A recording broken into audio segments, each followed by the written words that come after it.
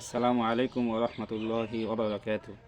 সম্মানিত দর্শক শ্রোতা, আমরা দেখি অনেকেই কত বড় বড় কবিরা গুনাহ করে, নাফরমানিতে লিপ্ত হয়, কিন্তু তাদের শাস্তি আমরা প্রত্যক্ষ করতে পারি না। তাদের দৃশ্যমান কোনো শাস্তি আমাদের নজরে আসে না। কিন্তু আমাদের জানা দরকার, গুনাহের শাস্তি আল্লাহ তাআলা দুনিয়াতে অনেকভাবে দিতে পারেন। তার মধ্যে আল্লাহ তাআলা এইভাবেও শাস্তি দিতে পারেন,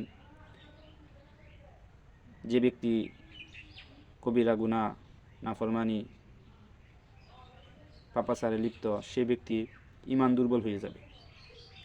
ঈমান দুর্বল হয়ে যাওয়া, নামাজ পড়তে ভালো না লাগা, নামাজ পড়লেও নামাজের স্বাদ, নামাজে মনোযোগ না থাকা, তাহাজ্জুদের ওয়াক্তে উঠতে না পারা, কোরআন থেকে দূরে সরে যাওয়া এবং মুনাজাতে স্বাদ না পাওয়া, ইবাদত বন্দিগিতে মজা অনুভূত না হওয়া, এসবগুলোই গুনাহের শাস্তি, দুনিয়ার শাস্তি। এবং আল্লাহ তাআলা যে অসন্তুষ্ট বান্দার প্রতি, এগুলো তার নিদর্শন।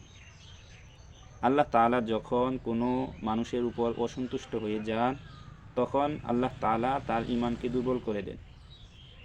নামাজ পড়তে তার ভালো লাগে না, নামাজ পড়লেও নামাজে মনোযোগ থাকে না, নামাজের স্বাদ, মজা অনুভূত হয় না, কোরআন থেকে দূরে সরে যায়, কোরআন তেলাওয়াত করতে ভালো লাগে না। সব কাজ করার সময় আছে, কিন্তু কোরআন শিক্ষা করা, কোরআন তেলাওয়াত করার সময় সে পাবে না। এটাও আল্লাহ তাআলা অসন্তুষ্টির বহিঃপ্রকাশ। ইবাদত বন্দিগি করতে ভালো লাগে না, সময় পাবে না, এবং ইস্তেগফার, তওবা করতেও মন চাইবে না। একটা উদাসীন ভাব চলে আসবে, উদাসীনতা, অশান্তি, অন্তরে স্থায়ী স্থিরতা, অন্তরের স্থিরহীনতা, অশান্তি, উদাসীনতা বিরাজ করবে।